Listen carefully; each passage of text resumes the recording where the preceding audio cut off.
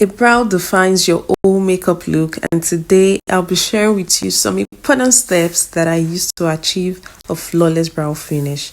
First of all, draw a brow with a well defined outline. When you have a well defined outline, your brow comes out clean, it makes your work faster, and most importantly, you do not have to do much with a concealer, okay?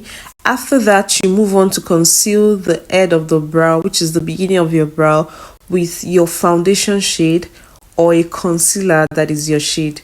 Then move on to concealing the arc of the brows, that is the midpoint of the brow, with a concealer that is about 1 to 3 shades lighter than your skin tone, depending on the kind of look you want to achieve. And finish off with your foundation shade or a concealer that is your shade, and blend with a good blending brush. Do not forget that less is more when applying your product, okay? So you don't want to go overboard.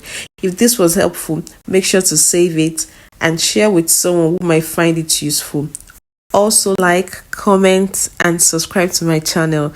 And if you have any question, I'll be waiting to answer your questions in the comment section. Thank you for watching.